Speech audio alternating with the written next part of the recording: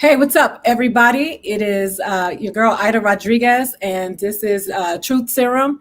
We are going to get right into it today because we have attorney Benjamin Crump and Van Lathan is going to be joining us. And Ben is a busy man right now because so many things have happened in the last developments have taken place in the last 24 hours.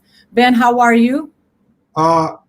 A little busy and tired, but I would not miss talking to you for anything in the world, sister. I love you so much. But listen, I want to just get to it because I've had so many people reach out to me because they knew you were going to be here today. And they had so many questions. So I want to give you the floor. I want you to talk and let us know what the latest is. And please explain to the people what a charge of third degree murder means. Yes, ma'am. I'm so proud of you, Ada. I always say that. I knew you since you were a teenager. You're the light of the world in my eyes. We represent the family of George Floyd, the brother who was face down in handcuffs, and a police officer with his fellow officers had him restrained with his knee on his neck. And he kept that knee on his neck even though George said, "I can't breathe." He kept it not 1 minute, 2 minutes, 3 minutes, 4 minutes, 5 minutes, 6 minutes, 7 minutes, 8 minutes. Over 8 minutes with a man pleading for life, Ada. I mean, begging just to breathe. Yeah. It's so unbelievable when you think about this horrific death and the fact that you had the lay people begging the police, "You're going to kill him." There was an EMT lady who was a lay person out there saying, "Just let me check his pulse." She asked about 16 times when you watch that film. And I keep saying 8 minutes because I want people to understand just how devastating and how horrific his last minutes on this earth was. And that's why we believe with his family that these cops should have been charged with first-degree murder. The breaking news is that they just arrested the police officer, Chauvin, who had his knee on his neck and seemed like when you watch that video, kept pressing down on it. I mean, when he was asked to breathe and you look at his face and he's literally gasping for breath, trying to move his head. Every time he moved his head, the guy would put his knee harder, put more pressure on it. And so the family is relieved that he finally got arrested. They believe it took far too long since they had all that probable cause. But their official statement is they expected first-degree murder. They want first-degree murder. And they want the other police officers to be arrested also.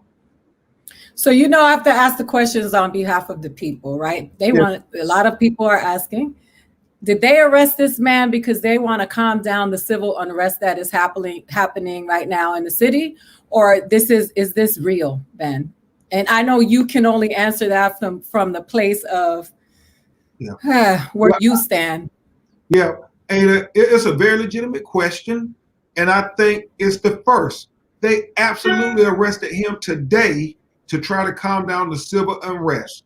Because the police, when they kill an unarmed person of color, or they kill a person of color in any regard, they normally take the investigation as long as they can take it.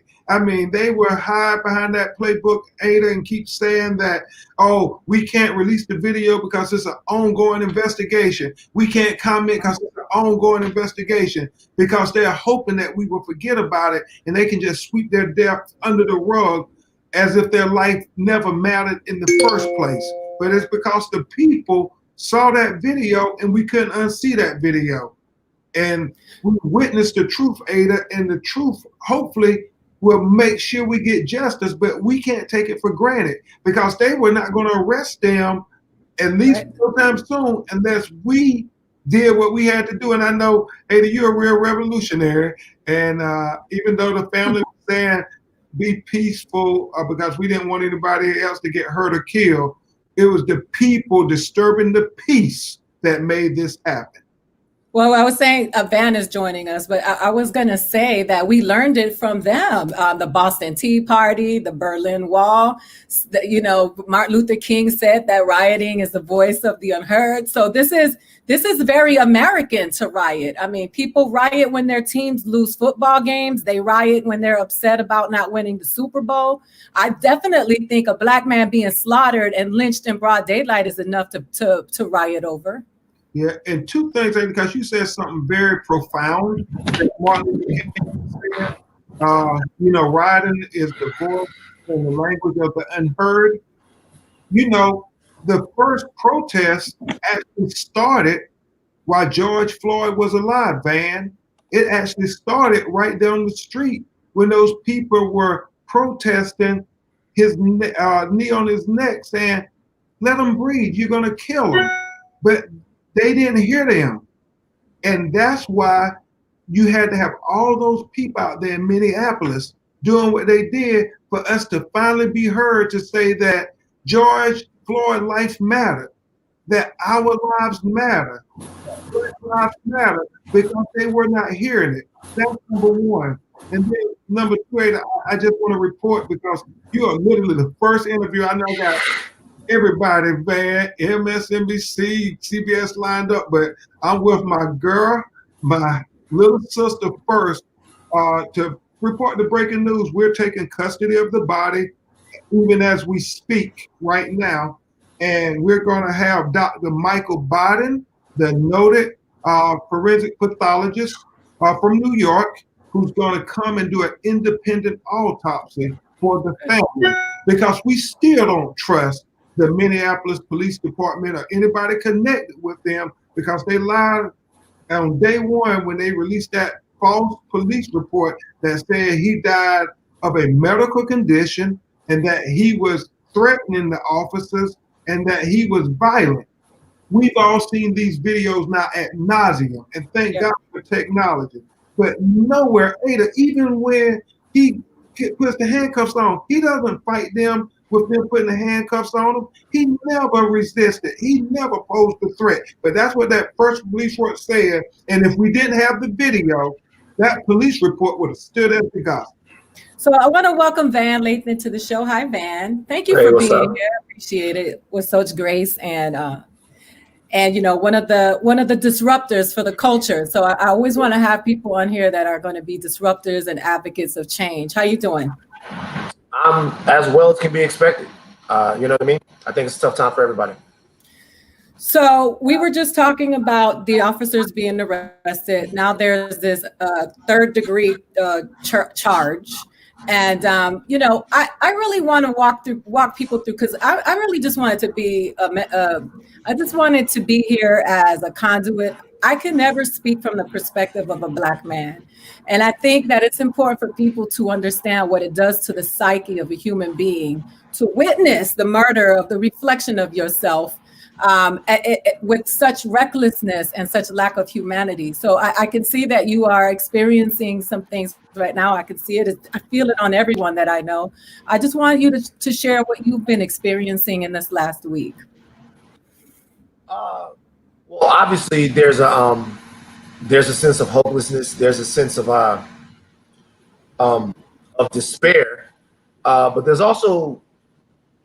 an intensity of connection to this particular issue, to this particular incidents that we're in. And maybe it has to do a lot with a concrete understanding of your place in America. It's not that I had any illusions about that prior to this. I didn't. But I think double whammy of the way COVID has ravaged our communities, and the fact that we're still dealing with so many pernicious forces while this is going on, while we're left to stew in it, while we're left to kind of just have it dripping all over us. It's very difficult. When you watch that particular video and you see the life coming out of somebody as they beg for their mother, it's absolutely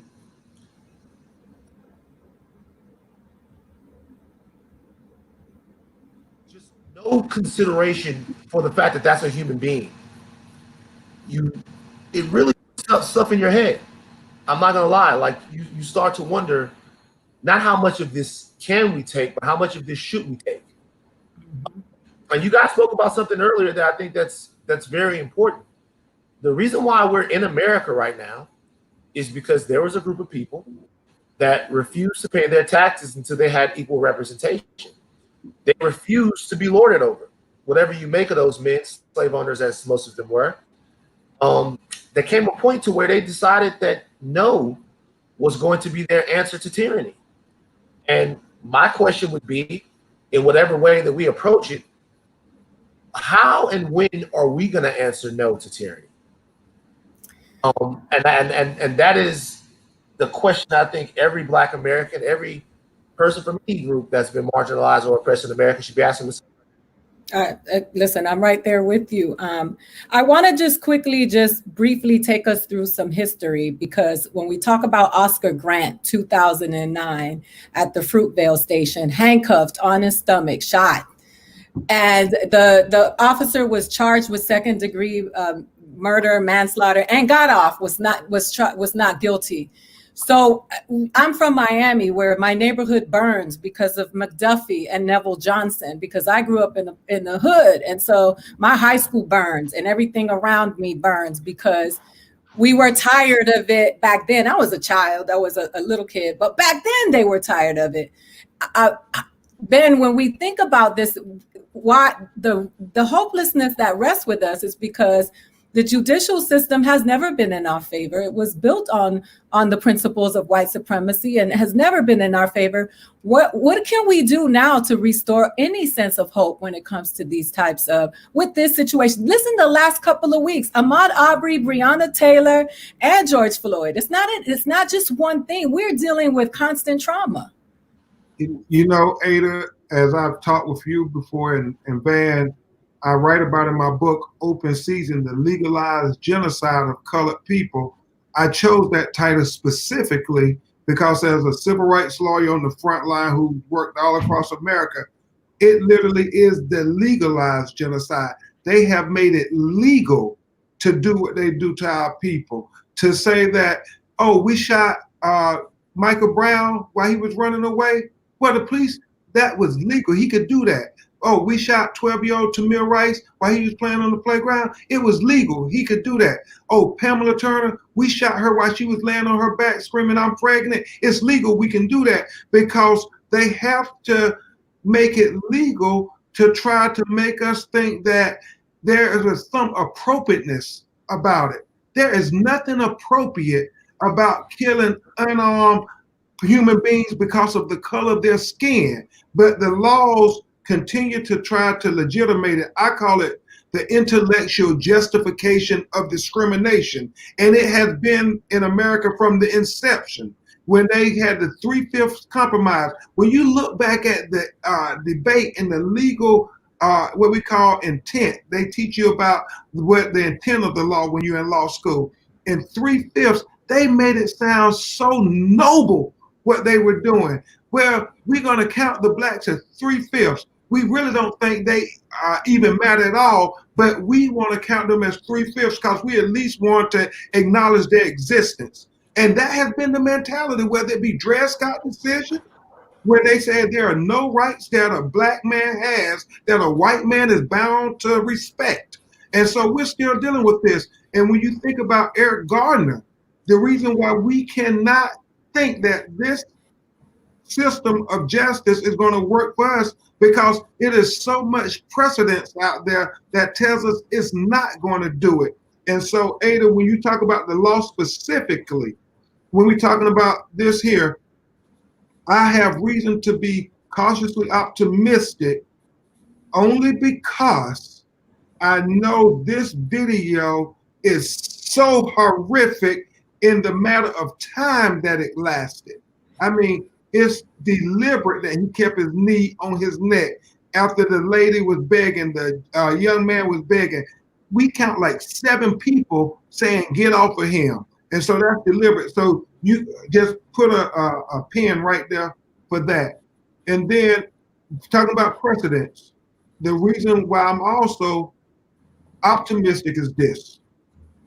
we will overcome, because our precedence is no matter what they try to do to us, we still overcome.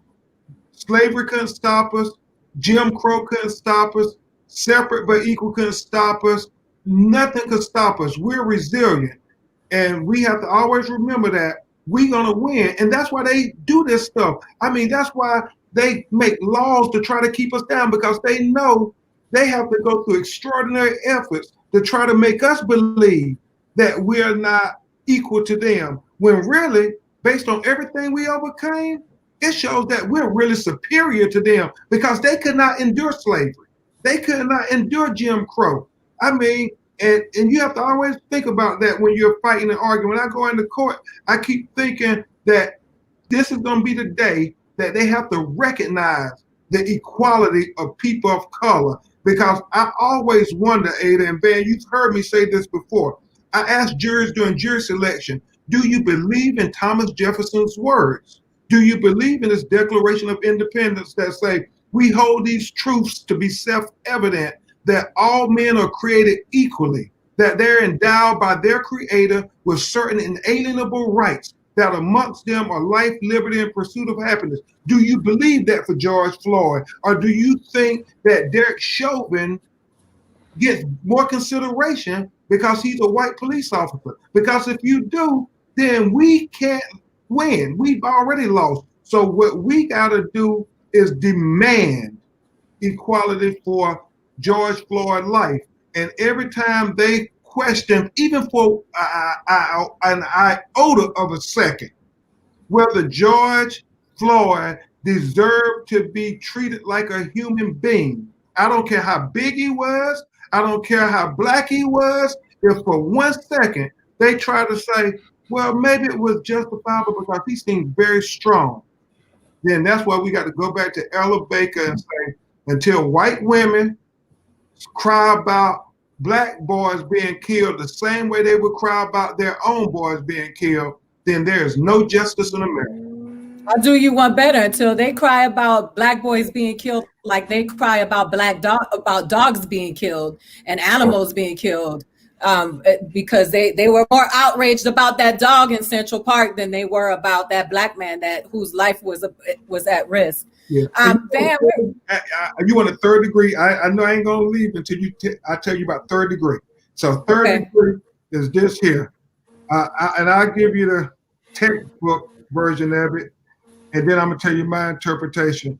It deals with the snapshot in Minnesota.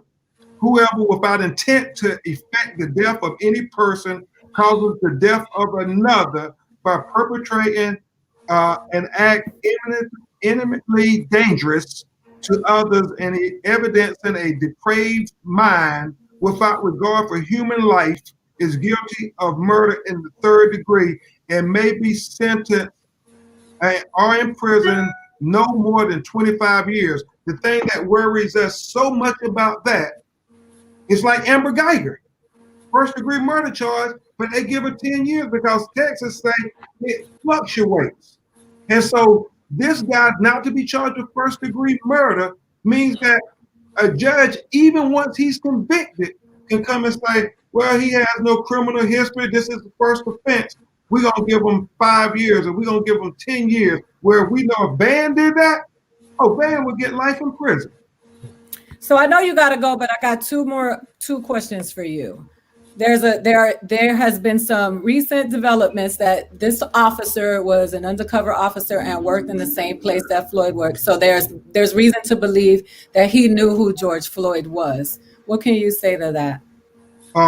Everything that the family has been informed, not only by the owner, but also people who worked at that club with George, everybody called him Floyd, said that Floyd was the security guard and dude, Derek Chauvin, the police officer, was an off-duty police officer doing security at the same club at the same time. So the likelihood they knew each other is very great. If they find out that they did know each other, and there's evidence of it, is there a possibility for those charges to be up to some sort of first degree premeditated? Yeah, and P. Frank Williams asked that same question, can the charges be upgraded? Absolutely. They can always upgrade the charges based on the evidence, because pleadings in any case, whether criminal or civil, can always be upgraded or amended to be consistent with the evidence. And so if the evidence say they knew each other, it could be upgraded. If the evidence says it was a conspiracy when they put out that false police report, it could be upgraded. If the evidence say, once we hear the body cam audio that they had and what they were saying, Van and Ada, if it's where they making some off-color remarks, then they could be not only upgraded to felony murder for all those other officers in first degree for Chauvin, but also it could be a matter of a hate crime, because it's going to be very interesting what they said, man, when they had the knee on the neck, because they were communicating with each other in the course of those 8 minutes. Mm-hmm. Yeah, well, that's the other question that I have. What about the other 3 officers being charged? Why haven't they been charged yet? And what is going on with that? You know, the family statement, I want to be clear. This is a strong Black family. They keep it real. And when they do interviews, I tell the producers, Van, I say, hey, these people grew up with George. They slept in the same bed. Y'all know how it is for Black people and brown people with our existence in the world. We oftentimes grew up where we shared the bed with our brothers and sisters. And so literally, they took somebody from them that from when some of them was born, because he was older than Philonis and Rodney, and they all 3 said they were poor. They from the hood. They all slept in one bed together. Man, he said, I thought about how my brother would always make sure I was in the middle so I wouldn't fall off the bed. That's what Rodney said, his younger brother. And now to watch him do that, when Rodney and them giving interviews, they just talk about it like it's real. And so they said from the beginning, they expected first degree and they want first degree. They are not content with third degree. They don't want this guy getting out anytime in his lifetime. So the other thing that I wanted to say was, and I know you got to go, Alejandra Ocasio-Cortez released her own quote about this. And she said that the reason why a lot of these politicians, I'll just say it, a lot of politicians are scared of the political power of the police. And that's why changes to hold them accountable for flagrant killings don't happen. That in itself is a scary problem. We shouldn't be intimidated out of holding our people accountable for murder. So how much of that are we dealing with when it comes to witnesses? Because I know from the Sagan Penn case in San Diego, there were a lot of issues with police intimidation. And I know you got to go. But I just think people need to realize what these witnesses and people are up against when you speak out against law enforcement within your community. You know, we were with Rock Nation talking about trying to have systematic responses, no matter if it's a high profile killing or it's just somebody who we will never hear of killed by the police. And the reason why we got to do that, Ada, is literally this here. People who get power, they didn't get afraid to lose their little power for some reason. So they don't go against the police killing. We got to show them that justice is dangerous to deny us justice as it is to hold police officers to justice. And until we get to that point, the politicians won't do what Martin Luther King said, and I'll say this and then I will go. Because it's so appropriate when you think about what she said in that quote. The coward really does ask the question, is it safe before they act? And then, you know, then the expediency asks the question, is it politically correct? Vanity asks, is it popular? But you got to have politicians who say, conscience asks, is it right? And we got to have politicians who say, no matter what, I want to do what's right. And yeah, the racist, conservative people are going to come after me. The police union going to come after me. But good people, and I still believe it's more of us than them. And I just want for the white outrage to join in with the community of color expressing the outrage over seeing Breonna Taylor executed in her own apartment, Ahmaud Arbery killed jogging while black, and then George Floyd killed just breathing while black. We got sleeping while black, jogging while black, and breathing while black. And they talk about a coronavirus pandemic. We have been living in a pandemic for that is called racism and discrimination. Well, I appreciate you, Ben. I thank you so much for joining me. I know you have work to do and you got to go deal with the family. So we send you with grace and, you know, I commission the angels over you daily. So be safe out there and I'll call you later. I love you, little sister. Love you, baby. All right. Van, I appreciate your patience in the moment because people want to hear from you. I just wanted to get him out of the way because I know he had to go do that autopsy, but I wanted to continue having this conversation with you because it's very important to talk to people like you who use your platform to hold people accountable, as you know, we all know you've done publicly and eloquently. And with grace, because I don't know if I could be as eloquent and as kind as you are at times. But I wanted to ask you a question. What do you think true allyship is in this moment? Because so many people, you know, people are on telling people, oh, if you post it in your stories and you don't post it in this, then you're not really with us. But to me, that seems like petty. I want to know what a real ally does in these moments from your perspective. It's a great question. Before I get to that, I want to address something that Brother Crump said. And he is one of the bravest warriors that we have right now. But something struck me that he said. He said that he asked jurors if they believe in what Thomas Jefferson said, you know, that all men are created equal and entitled to all that stuff. So I want people to understand something, that Thomas Jefferson didn't even believe that. I know. Okay. So Thomas Jefferson, the architect of American equality, allowed his children to live in slavery. So Thomas Jefferson's kids that he had with a black woman whom he raped lived in slavery. Yeah. So if you want to understand the American system of oppression and discrimination that you're living inside of, consider that fact. The Declaration of Independence, which is a brilliant work, and Thomas Jefferson, who was a brilliant man, that wrote those things that seemingly bind us in a common thread of equality and life, liberty, and the pursuit of happiness, was written by a dude who had kids who were slaves. Okay, so he didn't even believe that. So the America that we're talking about, existing in, it can't be any America that's based on anything from the past. It has to be us galvanizing to make a new America. That's right. It's not that the systems are working improperly. They're working exactly as intended. If we want different outcomes, we need different systems. And everything that we're going to have to do is going to have to affect that end, however you do that. Now, as far as allyship is concerned, anyone asking how to be a good ally, I'll give you a little hint on it. Allies speak with you. They do not speak for you. Yes. Okay.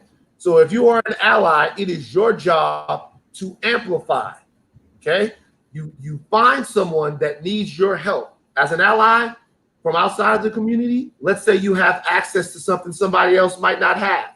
Let's say somebody just needs you to stand with them somewhere.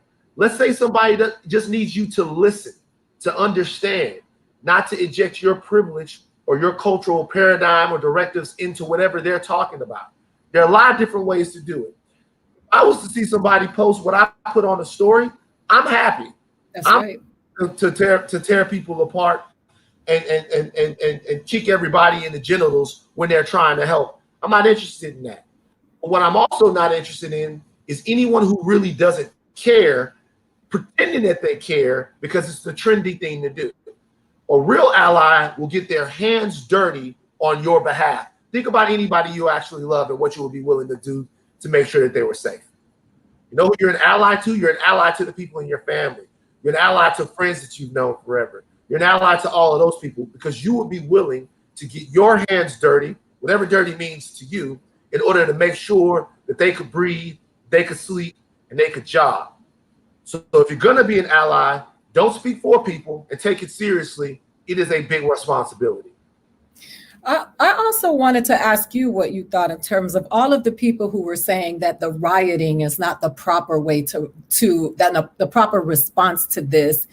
People saying, you know, destroying your own community is not the answer. When we saw a lot of white people out there that were rioting and looting, and we even saw a white woman in a wheelchair that was stabbing Black people who was not really that was standing up or whatever. I would love to hear what you say to what would you say to those people? It makes me so angry I start stuttering. Okay, a couple of things. Number one is that we don't own no Target, so that's not our community. The Black community. Target is a gigantic corporation. We don't own no Targets. That's not our community. That's the first thing. Secondly, is this: I saw a meme that somebody posted. The meme was of Dr. King, our dear sister Rosa Parks, Abernathy, I think a couple other people. And it showed them walking, not sure which protest it was from. At the bottom of it said, the meme said, "This is a protest." And at the bottom, it had the people in Minnesota. It said, "This is a riot." And then they were like, look how ignorant it is, how people are acting.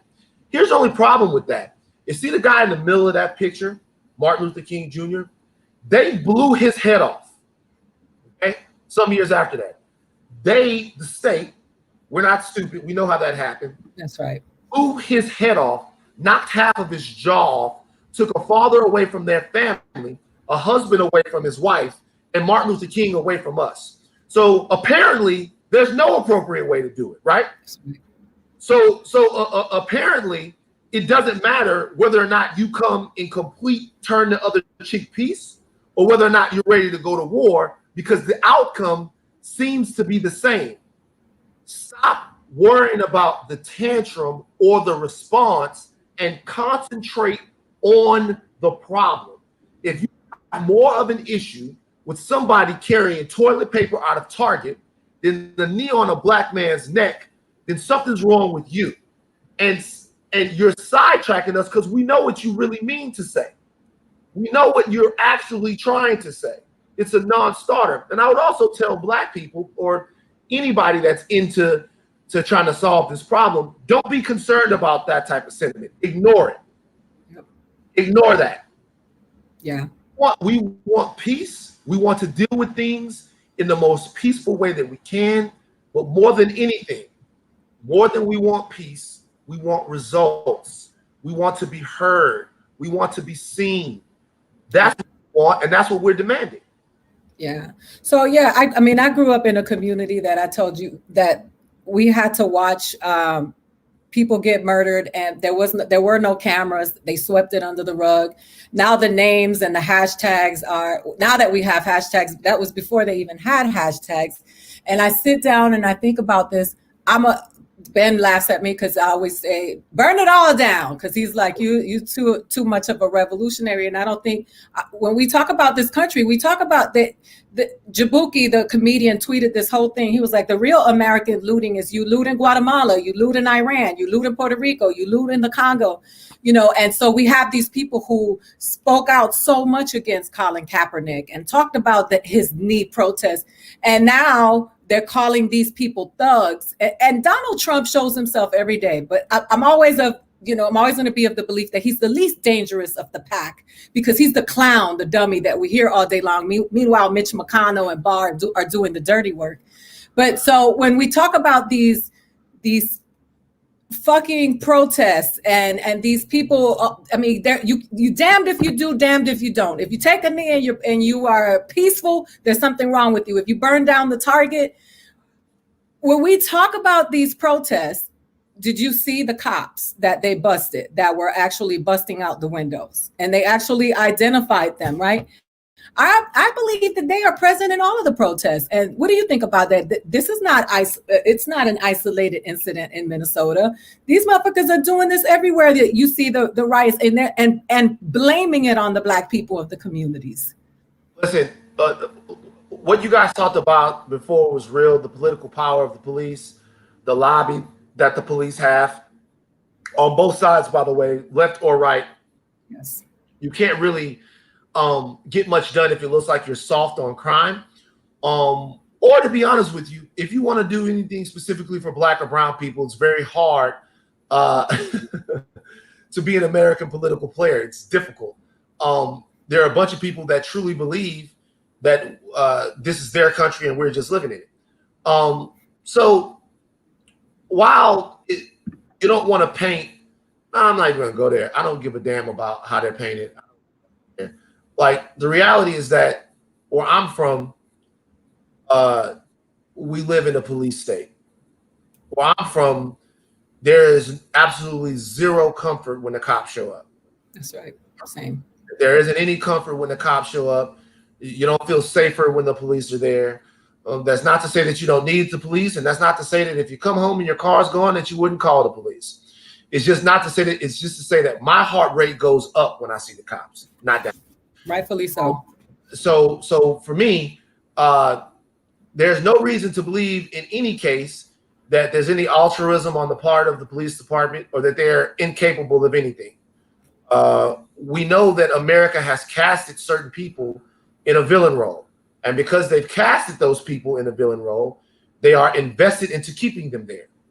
Now, there are a lot of things that we're going to have to address as communities to make sure that we're giving each other the necessary resources to change our situation. And that's going to be us and us alone that have to address that, in my opinion. But at the same time, we also can't try to ignore when people are purposely fucking with us. That's right. There's no reason to turn a blind eye to that. So yeah, I don't find that hard to believe at all. I don't find it hard to believe that people are going to take an outpouring of emotion and use it for their political and monetary gain on both sides of this. So what we have to do is try to maintain focus, because even a focused rebellion is effective. If you're going to rebel, like what we really need to do is have some sort of objective to all of this. And to be honest with you, I don't know if what happens today with the indictment of the cop happens unless last night happens. That's right.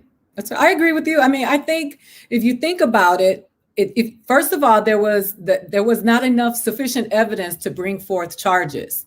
Then that precinct burnt down, and then all of a sudden there was an arrest. So when people say that this is not effective and this is not happening, I do want to ask the difficult questions, because I feel like sometimes I'm out here by myself. Me and Charlemagne had this conversation, and he got demonized for saying it. But that's right. There is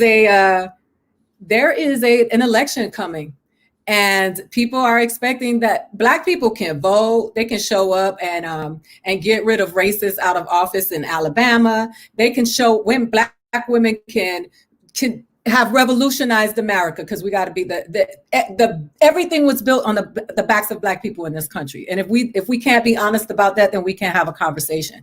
How do we hold these politicians accountable? Because now the more ridiculous Donald Trump acts, the more we romanticize Joe Biden. But I'm always of the belief that what administration has actually been good to improve Black and brown communities in history. So for me, what would be the drastic difference from Joe Biden being in office unless he is held accountable and is coming with something tangible that is going to improve the communities for Black and brown people?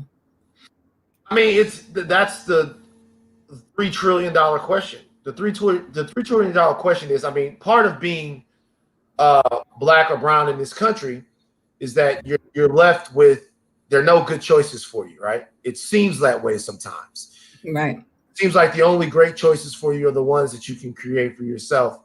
And in this case, you have unabashed white supremacy and racism with what some would say is a more covert version, a more, a diet version of it.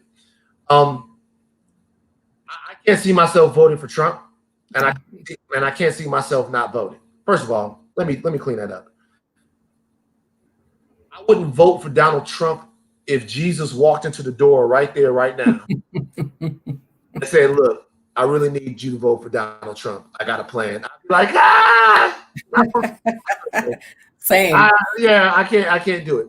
And since I will be voting, that tells you right now that I probably am voting for Vice President Biden.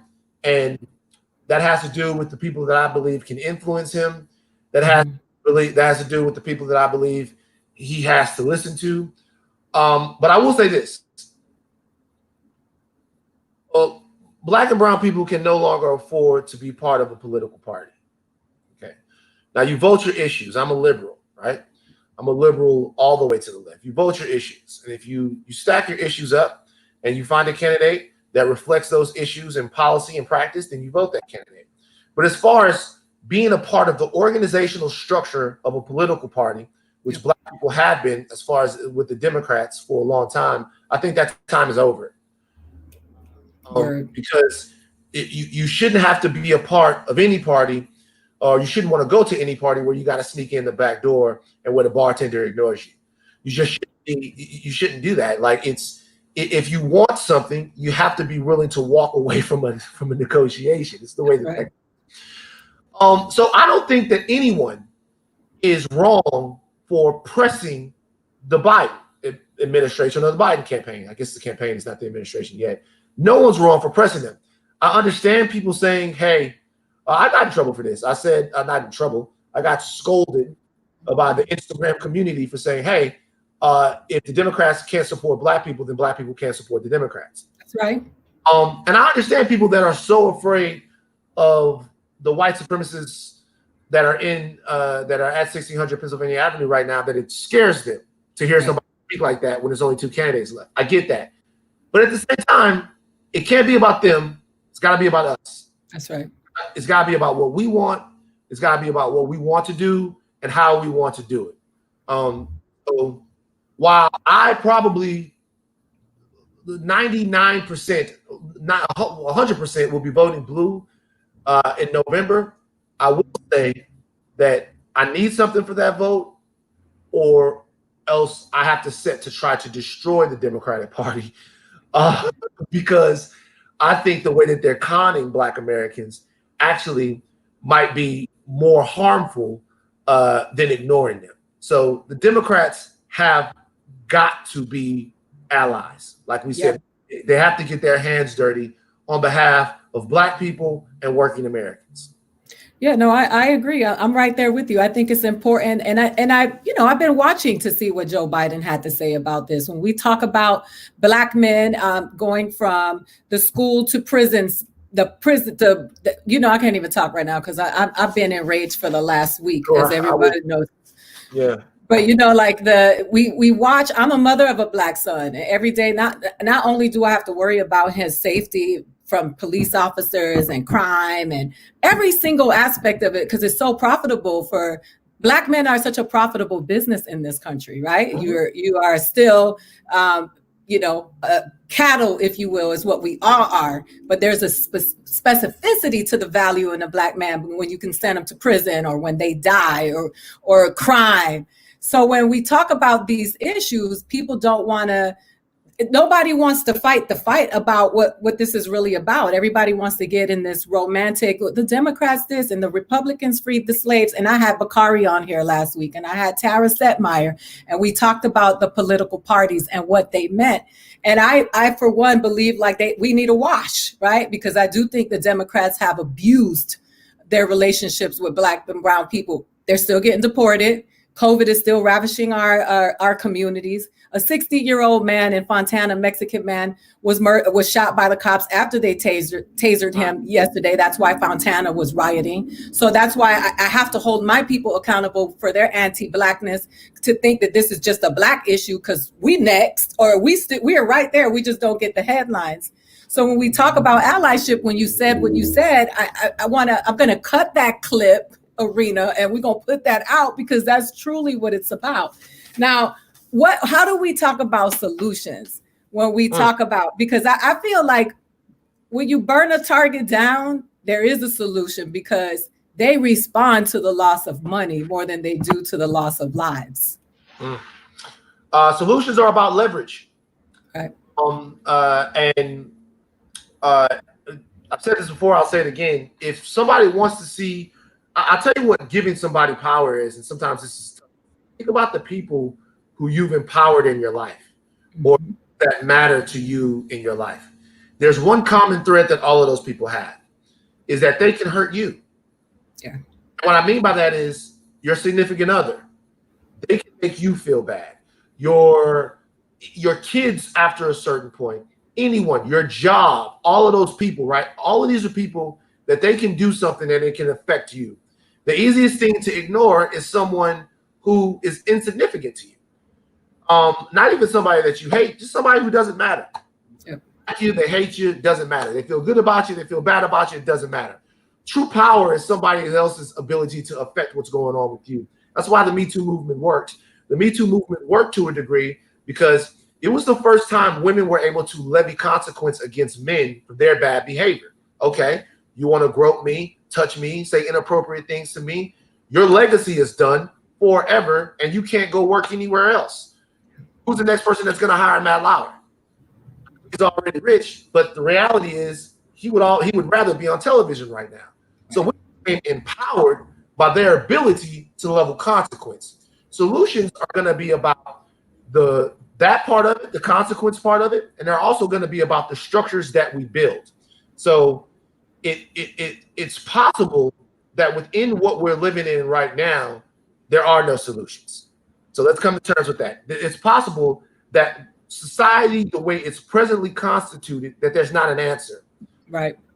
Even when we talk about George Floyd or Breonna Taylor or Ahmaud Arbery, remember that the justice that we're talking about, that isn't for them. That's for us. That's right. Okay? So they don't get any justice. They died unjustless, and it is that way for eternity. That's right. There's no rewind. The justice we're talking about is for us. It's so that we feel better and more harmoniously, shall I say, in tune with society, that there's some sense of this whole thing. So the solutions that we're talking about, they have to do with addressing policing, right? But there has to be something new. There would have to be oversight from somewhere else. It can't start from inside the department because inside the department is already diseased, all right? It has to do with economic, social, and political power. Power, the ability to exert power on someone. And the only way that Black or brown people are going to be able to achieve that is solidarity. Yes. Solidarity is going to be the one thing that you prescribe to get people going to the same place. Like we could really cripple Target without burning it down. That's right. By not going there. Like we could cripple so many of these different things by taking control of the economic infrastructure that we have and using it to our advantage. But what we need is clear-cut leadership. We don't need any buck dancing. We don't need any of the bourgeoisie getting in the way of people that are on the ground. We need clear-cut leadership and we need clear-cut planning. But it's a multi-front war. It's economic, it's social, and it's political. It involves reparations. Absolutely. These communities with capital. It involves a voting block, okay? And it also involves a little bit of us being willing to do for us. So all three of those things to me are good places to start. And there are a lot of people right now that are already doing that work. And one thing that I like to do is always uplift the people who do this work on a daily basis, because I'm a stand-up comedian, I'm an actress, my TV show goes in the fall, I'm on set. But there are people who do this every day, all day long. And we glad, like I got in trouble, if you will, when I was on the Young Turks, and I said that Kanye West was not a leader of Black people. Kanye West is a celebrity that uses his platform to speak out against or for whatever he is, but he is not leadership. There are people who are actually working every day to make a difference in people's communities. And when it comes to Black and brown people, we there's so much celebrity worship in this country that we appoint these people to leadership that they really don't even know what's really happening. They're so far removed from it. Are there any people that you like to, whose names you like to uplift? Philip Agnew, Tiffany Lofton from the NAACP. She's an organizer, not an activist. She told me to make sure I say that. She's an organizer, not an activist. I'm sorry, Tiff. Obviously, Tamika Mallory. Yes, Tamika. Wait, let's tell you something about Tamika Mallory, my son and Linda. everybody else is tweeting, they in Minnesota. Yes. So like I'm tweeting, I'm enraged, I'm sad, but I did a podcast. They in Minnesota. That's right. So if you want to lift somebody up, pay for a night at the Travel Lodge for Tamika or my son or somebody like that. Pay for them. Keep them doing the stuff that they're doing. Keep them being disruptive, because you can't be disruptive on an empty stomach. It needs to come from somewhere. They need energy, right? Patrice Colores is good. Another name that I want to put on everybody's tongue, Jason Wilson. Okay. Jason Wilson runs a transitional institute up in Detroit called the Cave of Adulthood. What that place is doing is absolutely phenomenal. It's taking young men, his primary focus is young men, and teaching them emotional stability. It's getting rid of toxic masculinity, teaching them self-defense and self-worth. He is creating leaders in the purest way. 10, 11, 12-year-old boys that will become victims of the unjust community that they live in and making them into men and leaders. Can't say enough about that, brother. Gary Chambers from Baton Rouge, Walter McLaughlin from Baton Rouge, Blair and Monty, so many different people that are out there. But all of those people right there, support them. Make sure that they stay engaged. Make sure that they stay ready, that they stay having what they need. And then they'll work for you because they're already working for you. That's right. So we're going to, at the end of the show, we're going to put up a graphic that is going to give the information to Black Lives Matter in Minnesota right now to support them. And I would encourage you to support them financially, because money does matter. And a lot of people don't really understand that. When people start getting turned off about two things I want to say. People get turned off when you ask them for money, but do you understand how much money has gone into keeping you down? And you don't realize that it's going to take money to get that proverbial knee out of your neck, literal at this point. And the other thing is jury duty. Like, a lot of people are always trying to figure out a way on how to get out of jury duty. You couldn't be righter. We need it. Yeah, but like Brother Crump, the last time I talked to Brother Crump, oh, by the way, I don't want to leave out Colin Kaepernick and Nessa and the Know Your Rights camp. Those are my people. That's my family. They need your support. They need your help. They're funding people up in Minnesota too. Just real quick, Brother Crump talks about that all the time. Like if my cousin got a petty drug charge, I would feel a lot better knowing that some of the homies from the neighborhood were on the jury. That's right. That's it. You couldn't be righter. Well, I appreciate that. I appreciate you taking the time to being here with us. You have a new podcast, and the podcast is called Higher Learning. It's with me and Rachel Lindsay. It is on my home, The Ringer. It's not my home, it's Bill's home, but I work there. But it's a great new podcast, Black culture, sports, all of this stuff wrapped up into one. It's kind of an extension of what I was doing with the Red Pill. We stopped doing that podcast when I left that other organization. But yeah, I'm excited to be talking about things that matter to me again. So can I ask you this? What did you learn at TMZ that you took with you?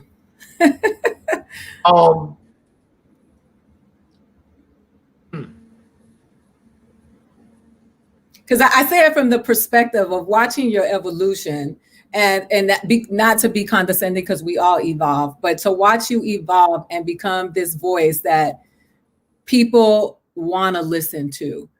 You were a part of an institution. You worked with it. You rose to this fame for speaking for us, and you spoke up for the culture. What is it? What did you leave with that you took with you? Okay, might sound like a peculiar answer coming from a man from South Louisiana, from Baton Rouge, from the Deep South, who's experienced these sort of things all his life. But you know what I really learned? I learned just what we're up against. That's deep though. That's not peculiar. Yeah, I learned the degree to which we're up against it. And the forces, both intentional and even scarier, unintentional, that preclude us from getting to the places that we want to be, that stop us from going where we want to go.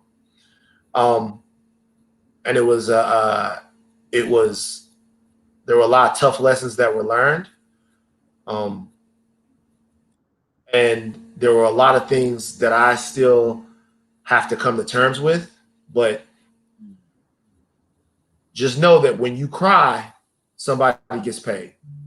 And when you're sad, somebody makes money. There's nothing that pays more than triggering people. Nothing. It's the most lucrative thing right now in the world besides oil. Triggering people, manipulating them. And so I've learned how I want to deal with that and how I want to combat that. And when it's done perniciously and when it's done on accident, it doesn't really matter. So what's next for you? Everything. Right.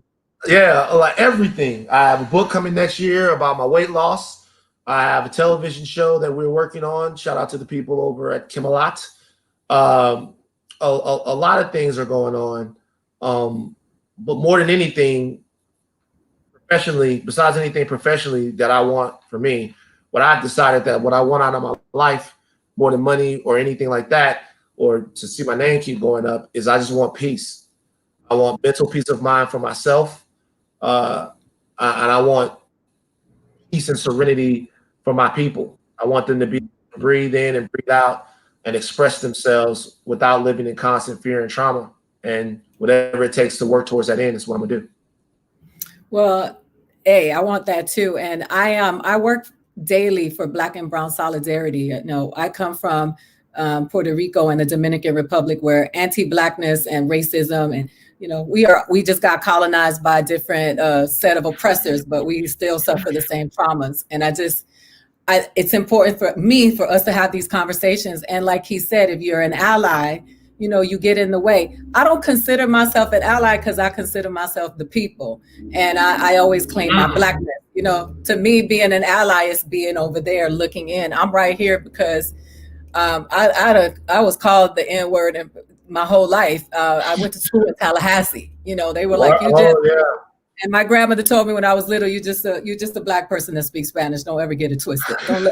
Don't let them fool you. It just means the boat stopped early.